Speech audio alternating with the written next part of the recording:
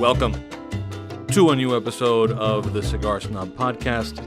I am Nick Jimenez, joined by Eric Calvino. Hello.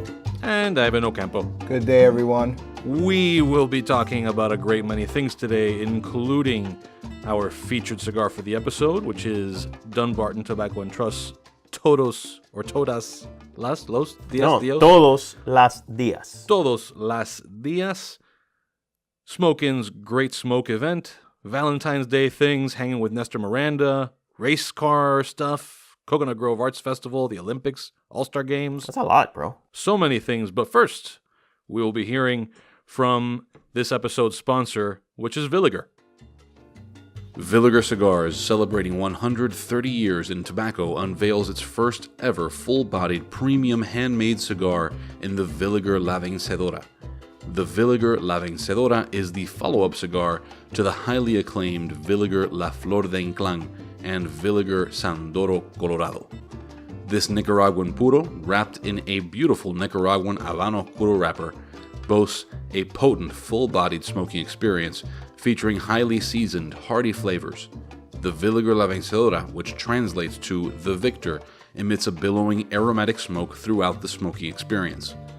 The Villiger La Vencedora, a palate-pleasing, full-bodied, yet elegant cigar that will satisfy the cigar connoisseur as well as the casual smoker. And we're back. We will be leading off, talking about this episode's featured cigar. Again, that's Dunbarton Tobacco and Trust Todos Las Dias. This is Steve Saka's company. I'll just read you guys a little bit of what... Oh, thank you. We had a little on-the-spot edit to the show notes. According to Dunbarton's website, quote, "This is a supple, sun-grown Cuban seed capa. Encapsulates its intricate tripa recipe of rich Jalapa and Esteliano tobaccos. From the first puff, there is no doubt of the origin of this cigar or that it is intended solely for the seasoned cigar smoker. Viva Nicaragua." Ay, ay, ay, ay. Nice touch with the ay, ay, ay, ay. This is a Nicaraguan criollo wrapper around Criollo is a different tobacco. Nicaraguan criollo wrapper around Nicaraguan binder and filler. We are smoking this in the double wide Belicoso, which is a 4 3/4 by 60. So far, there is something to their claim that this is for the seasoned smoker. Without question. What are you guys feeling? Oh, I mean, it immediately upon lighting it, you get the sense that there's going to be some strength back here. I had no idea. I hadn't done any research on the cigar. Steve sent it to us, which we're very thankful for. Thank you, Steve. But we got it, and I hadn't done any background info, but I said, oh, you know what? We haven't put it in ratings. We haven't put it in anything. Let's smoke it for today's featured cigar. And immediately when I lit it, I said, whoa, there's some strength back here. So yeah, no, it definitely comes in. But not in any offensive way, though. Like, I don't want that to be off-putting in any way to anyone. It's definitely smooth. It's aged tobacco for sure. Because the strength is there, but it doesn't punch you in the face with it. So right, it's got that sort of like tongue scratchy feel to it. No, not at all. I feel it down like in my esophagus. Yeah. So I get it down here, and when I retrohale it, I get the heat coming out of my nose. But it's definitely, it's a strong really well guy. made, though. Yeah. I'm impressed. This is an audio show, so... Oh, it is? Crap. I thought people were looking. I had even shaved today, Nick. No, I just wanted... Ivan went Dickman again. You're committed to the Dickman here. He did the Dickman cut. I always cut my cigars via the Dickman. Dickman style. And if you guys out there don't exactly know what the Dickman is, it's an angle cut that goes, I guess it goes from top to bottom. Yeah, just it's an angle cut that goes top to bottom. Yeah, instead of a straight cut, it's an angled cut. Yeah, I would so say I always go like that. And the bottom of your angle tends to go too low for my liking, because on this thing you're basically smoking at 60 ring gauge. I wasn't here to criticize. I just think it's noteworthy that you go Dickman. It's a lot of smoke coming in there. Let's not get into criticism. No, sorry. I was just noting your I'm Dickman. consistent. You are a Dickman noticer. I was just noting the Dickman. But yeah, no, it's definitely got some strength that you notice right out of the gate, and it's got that sort of tongue scratchy. I tend to think of like what when you're at a doctor and they put the thing on your tongue, when they put that popsicle stick deal on your it's got that sort of like tongue drying effect, but it's nice. It's got like that hearty sort of you want it after a big steak sort of feel to it. No doubt about it. And keep in mind, we're all at about, I don't know, quarter of an inch. Right, yeah. So we will revisit the cigar in just a bit.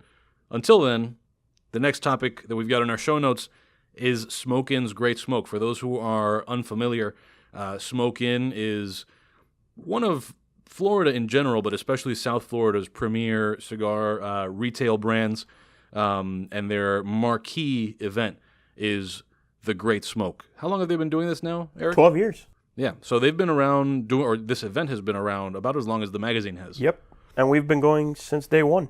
Yeah, so you were at this most recent one. How was that? It was the biggest one to date, as far as I could tell. It looked like roughly 2,000 or so people. The venue there was a venue change, so whoever's been there before, this was a very different venue. They had it at the South Florida Fairgrounds, so the entire cigar area was under roof, which was great. Because before that, it had been at was it the German American the first few were at the store itself. So initially in the courtyard in front of the store, in the Village Boulevard store, then in the parking lot behind the store, and then they moved it to the German American Club. Right. So that's where it was up until this year, where it moved to the South Florida Fairgrounds. So there was positive and negatives about the venue. Positive, obviously, you're under the roof. I wasn't crazy about the sand on the floor, so the entire venue is sandy floor. So, when the wind kicked up, that got a little annoying.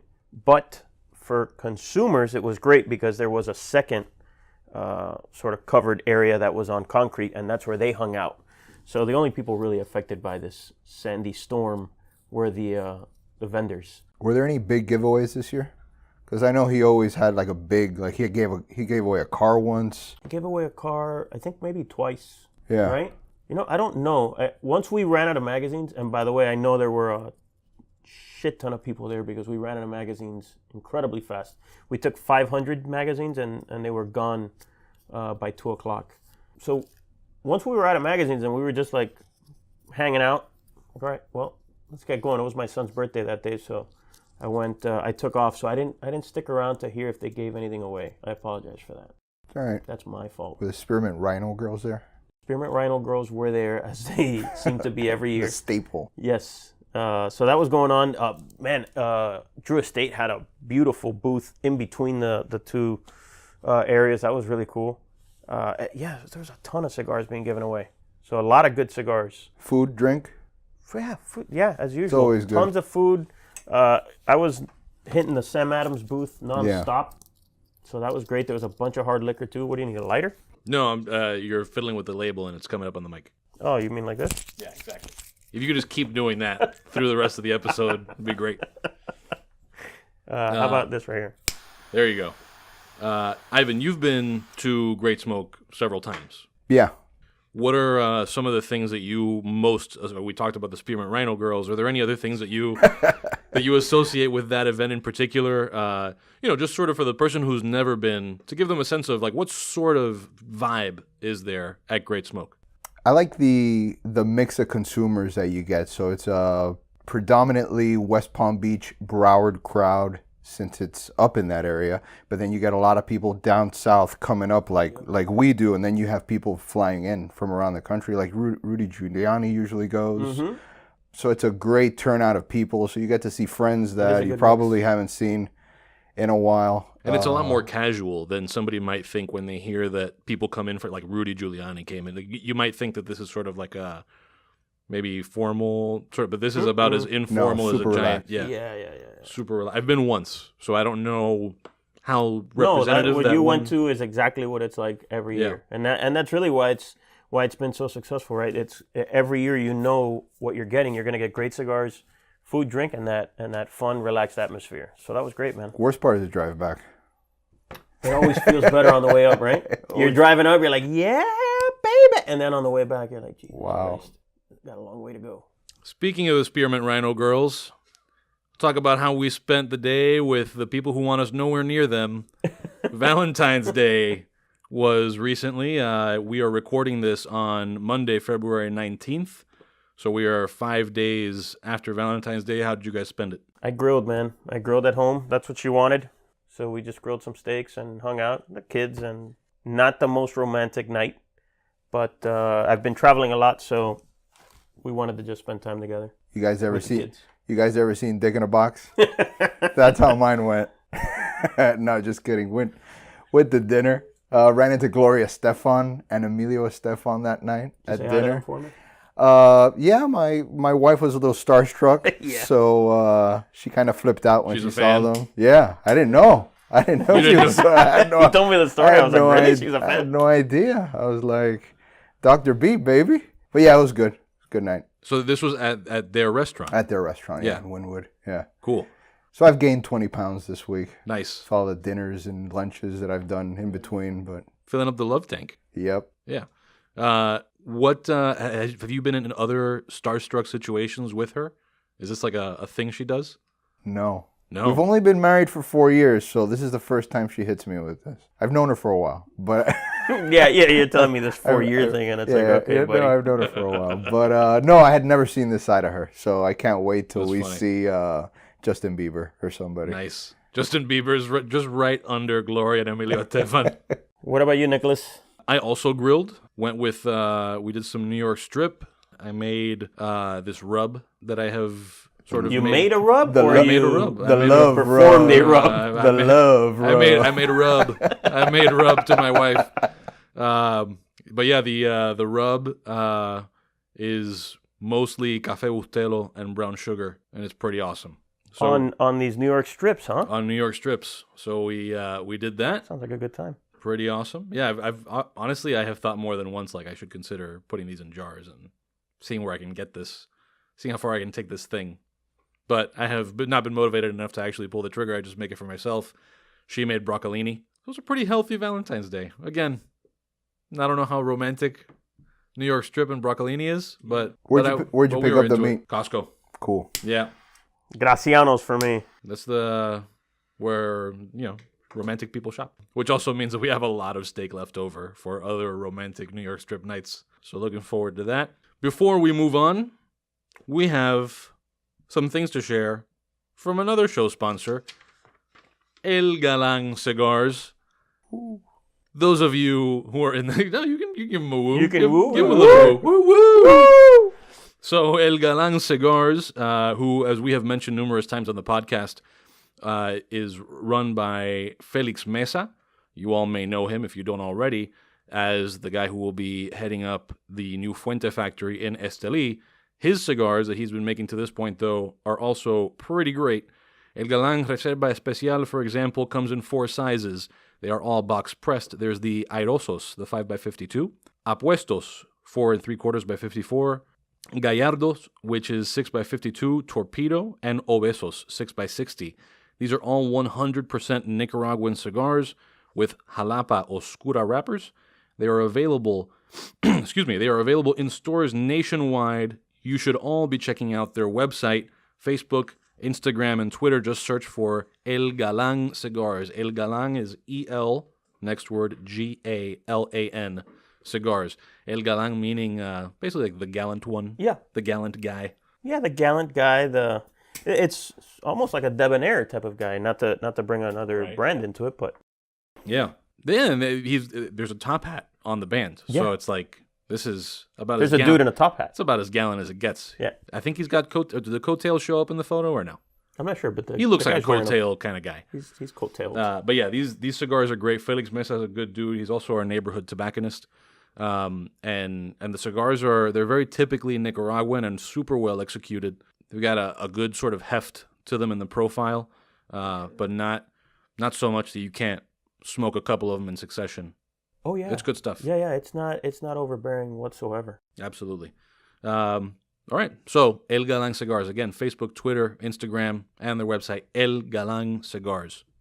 .com if you're doing the browser thing. Let's revisit the featured cigar here. We are smoking Todos Las Dias.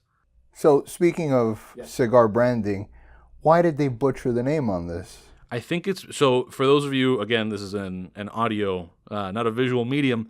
The band looks like it says TDL, which would suggest Todos Dias Las.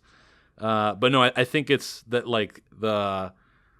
sort of like when you got it on a banner and they put, like, the ancillary words on the sides and then the big word, DS, is big.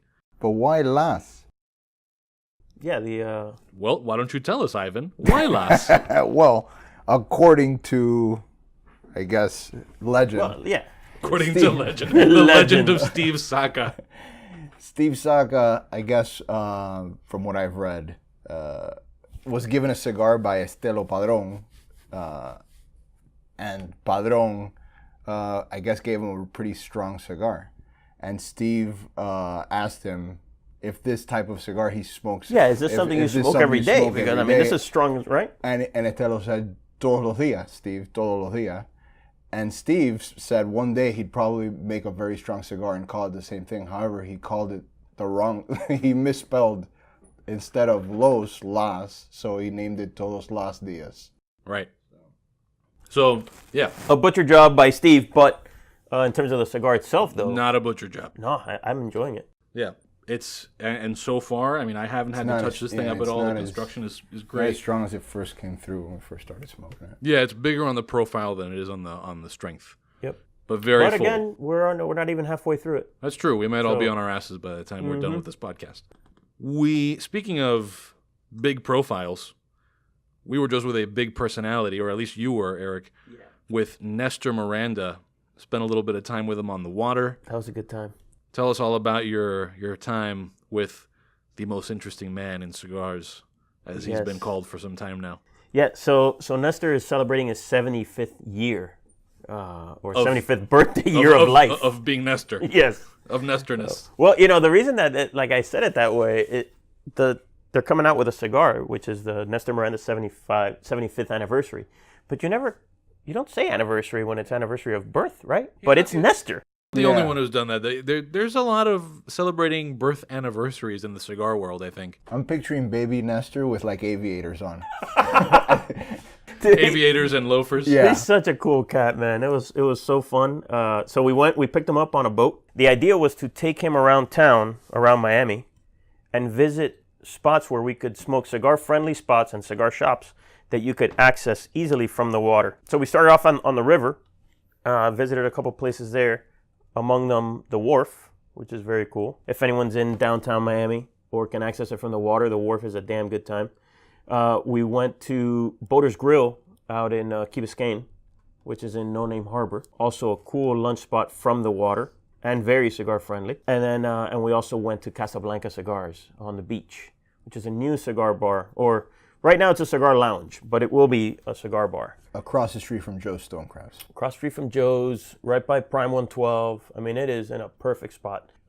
Which Miami needs desperately. I mean, there's not a lot of places that you can very easily tell a traveler coming to Miami, you should definitely go smoke here. It was such a welcome spot. I know the guys who own and run it, and so I've known about it. They've been telling me, oh, you got to stop in. And, man, we just sat there like, Jesus Christ, this was so needed down here. So... Loved it. The humidor was great. The way that the store's been laid out was great. Shout out to George and Ray doing a great job there. And then, so we had a little bit of an issue, right? Because the idea was to dock at the Miami Beach Marina, but the boat show is going on. So it was a little bit of an adventure getting in there, but we got it done. So that piece, talking about our run through Miami and cigar-friendly spots from the river, that piece is going to be in the March-April issue. So look for that. How long has it been since, that one time that Cigar Snob did a big profile of Nestor Miranda, I was not around. How long has it been now? Woo! I would say that was probably around 2009. How long has Nestor Miranda been the personality he is today? Because a lot of people sort of identify him with a certain personality. How long has that been? I've known Nestor for, the magazine has been around for 12 years, and they've been with us since almost issue number 1. So I've known Nestor for all 12 of those. Yeah, he's been Nestor. I mean, the mounts from his Africa trip in his office. I mean, all of that. He's been Nestor all this time. Yeah. So I will recommend to people, if you go on YouTube and you search Cigar Snob Nestor Miranda, you should come across our 3.5 or so minute interview with Nestor, where he talks about celebrating New Year's Eve. It's a fun conversation. I honestly don't remember whether this made it in there, but my favorite thing was his advice for stopping bear attacks. There's another video, I think, on bear attacks. There may be some bear attacks. I think you can just do Cigar Snob, Nestor Miranda. You'll get, I think it's 2 videos. But, I don't want to be responsible for people falling victim to bear attacks. So I'll just relay to you all that Nestor's advice is just to not be involved in that. You don't want to be involved in that. It's close to death. So everybody loves him too. You speak to retailers across the country, they'll always have a Nestor story for you, either about playing dominoes in a store or going out to dinner. He's loved by everybody. Absolutely. So happy 75th, Nestor. And also, not to say something Nestor may take the wrong way, but if you go to Miami Cigar's Instagram, it's Miami Cigar. I'm going to say there's a very slim chance that Nick Jimenez's 75th anniversary legs will look that good in shorts. Nestor is looking damn good for 75. Oh, yeah, man. So, happy good birthday. Shape. He exercises every day. Don't be looking at a ton of cigars. Don't be looking at his dickman, Nick. Get your eyes away from Dickman. The 75th year Dickman. All right. We'll give publisher Eric Calvino some time to recover from that. Yeah. Miami International Boat Show. You touched on this a little bit. I think especially out of towners. People who are not listening to this from Miami may have very little idea of what a big deal this is here or in the general boating community. Honestly, I'm not a boater, but living here, I have a good sense of how much of a draw this event is. You guys, you were there. Did you stop by the boat show? Or you were just caught in boat show traffic? My brother did, but the traffic on the water was outrageous. What did we do this Thursday that we took Nestor out? Yeah, they hijacked every marina. Every single marina. It was nuts, completely nuts. So we got off on the Miami Beach Marina there because we know some people, but otherwise there was no way to get in there. No way. My brother being a boat captain, we had some contacts that were able to make that happen, but otherwise there's no getting off. And I know Yami was there. Yami has gotten into sailing through Ramon, yes. The Razor. Razor Ramon. But yeah, it's a cool event. There's any kind of, if you're into things that go in the water, or whatever you're into, it's there. There's all the fishing stuff, the yacht stuff, the speedboat stuff. They have a whole section for sailing. Yeah. So yeah, it's a cool event. This year, I think, was the first time that they've it's gotten so big that they've got multiple venues and they shuttle you from venue to venue. And so, yeah, it's insanity. Miami Beach is completely taken over by the boating industry. Yeah. So we're going to have some boating content coming up in the magazine, no? That is the idea. We're working on it. Okay. So if you're into boats, keep an eye out for upcoming issues of Cigar Snob magazine. And also, if you're into boats, this is sort of a spontaneous plug here. Whoa. We also did some lighter tests that I think would probably be relevant to boaters, of outdoor lighters. So again, if you go on Cigar Snob's YouTube channel, maybe we should update that. Well, finish the plug first. Yeah, Cigar Snob's YouTube channel, we did some stress testing of lighters that are designed for the outdoors, and especially in boating. That's a situation where you want it to be waterproof, you want it to be windproof, and that's not a bad place to start looking for lighters if you're a boater. So what I was going to say was that maybe we should update it because obviously there's new models of lighters and stuff every year.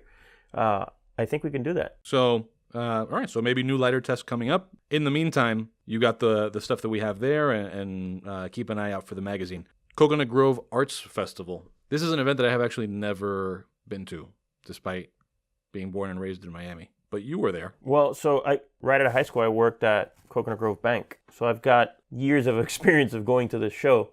But because when we worked there, we were a sponsor. So, but yeah, I love it. I try to go every year, pick up some new art, something to put on the walls. What'd you buy? So I bought a sort of steampunk looking lamp, really cool for the living room of the new crib. Cool. So it's like this 3-pronged steampunk lamp, really cool. I bought some $8 cookies. Yeah, I didn't buy any art. Was it $8 per cookie? Amazing. They were great. I bought guava ones and coconut different ones. Yeah, they were delicious. You didn't bring any of this in? Because you see my lamp I'm not bringing in, but... They were eating. Huh. But there's a lot of talented people down here in the art industry. Well, Yeah, I mean, there was a lot of great art They draw a lot, out there. man. They draw a lot of artists from everywhere. So that was pretty cool. Yeah. And the weather was terrific. Outstanding, man. The weather was just incredible how good it was this whole week. From Thursday to Sunday, the weather was amazing. Whoever got here, I was telling Ivan earlier today, whoever just landed here today to spend the week in Miami is probably wondering, what the hell? Everybody says this is so beautiful. Today's rainy and overcast and ugly. Yeah. But all of last week and this weekend was just outrageous. 80 degrees, sunny, beautiful. All right, and hey, by the way, whoa. Did you smoke any cigars while walking around? There was a bunch of dudes smoking when I went. I did not. No? No. I didn't. I was with my daughter, a bunch of other kids. I was like, let me not smoke around. I took a little Opus X Angel Share Lancero that I enjoyed. Oh man, I mean, if you're gonna walk for a few hours, take something good. Can't have those Grove coconut. those Grove coconuts thinking less of you.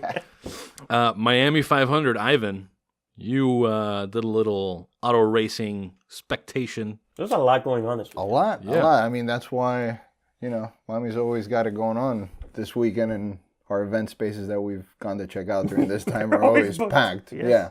So this is at Homestead Motor Speedway, and right? event girls very hard to come around this time of year because they are everywhere, and they were definitely at this race, which is held at the Homestead Miami Speedway. Yeah, you sped it home. Homestead Miami Speedway, but yeah, it was a great race. It was it's like Porsches, right? It was all road. Porsche. It's road racing with Porsches, basically. But Daytona 500 was going on also. I know, but this was tough. fun. Yeah, but this was fun to go to.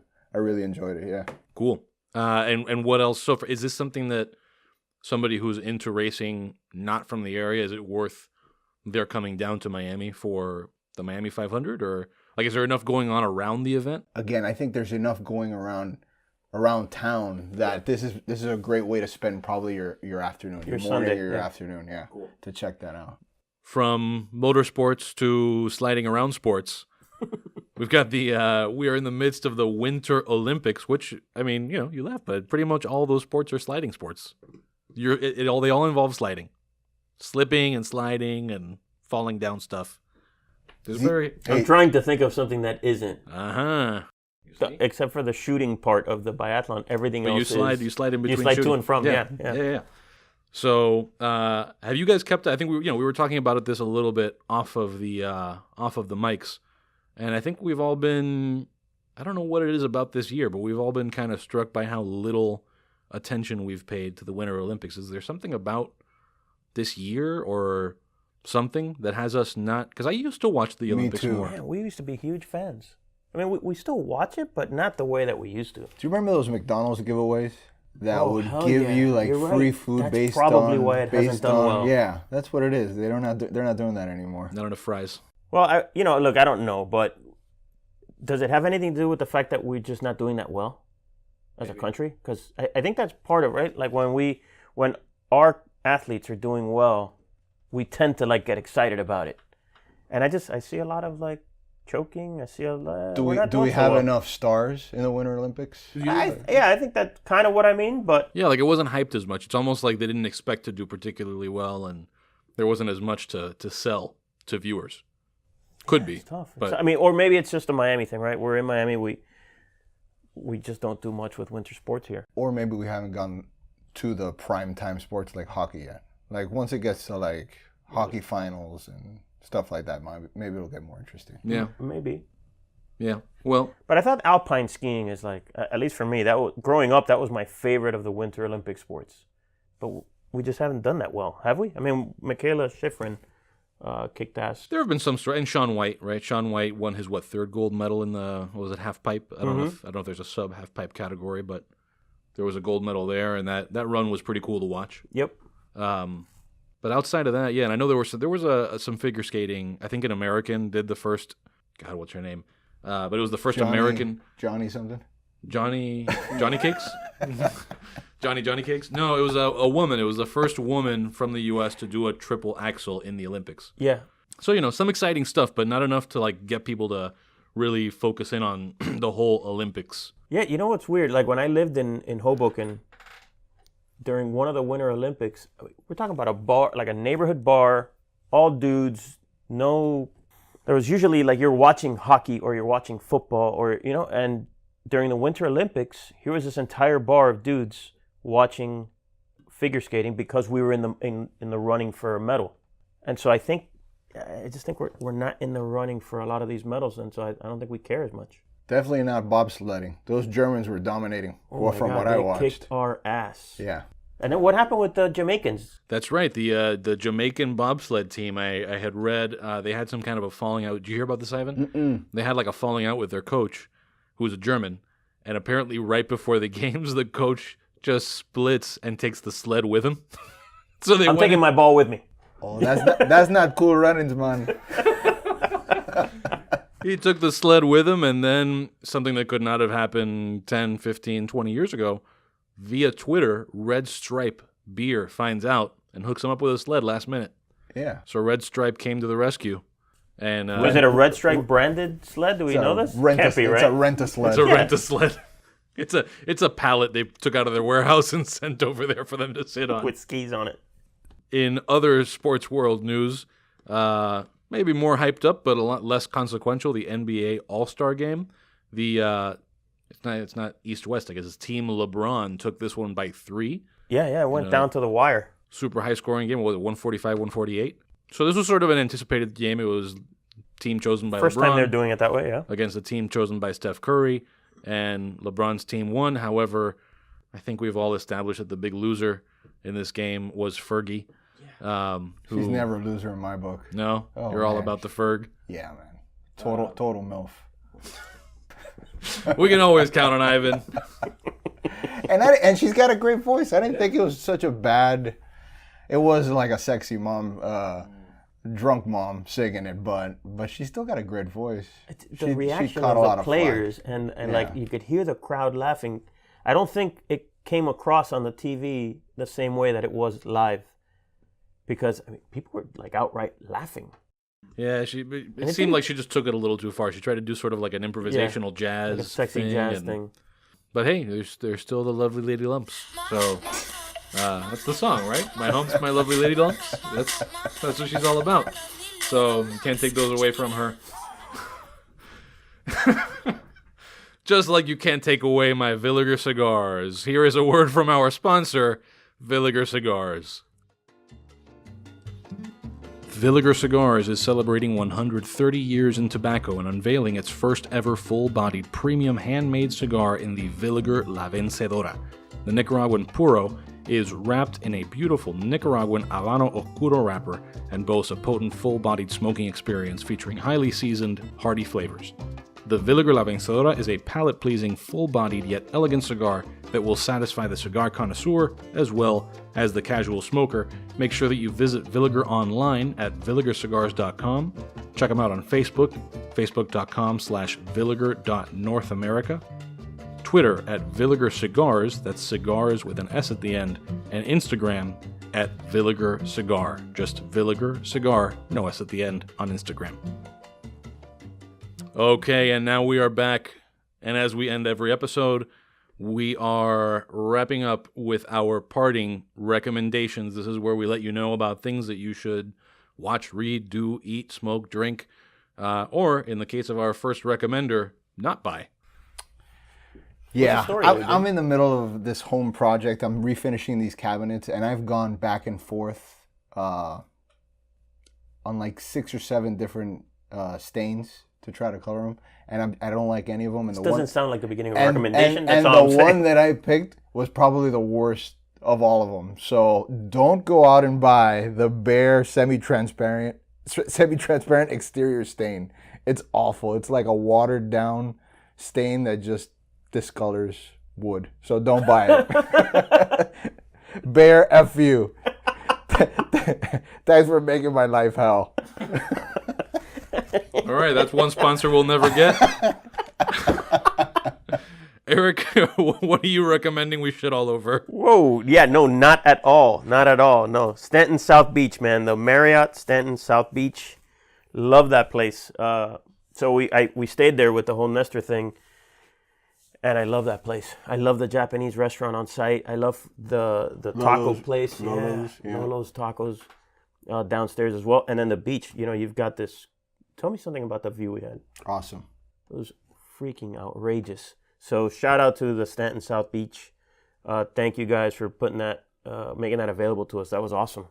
If you're going to South Beach, if you plan on visiting Miami, that's a great spot to be in. It's near South of 5th. It's near Prime 112, near Joe's. Near Casablanca. Near Casablanca, yeah, it's perfect. Near Smith and Walensky, South Point Park. It's a great part of South Beach to be in.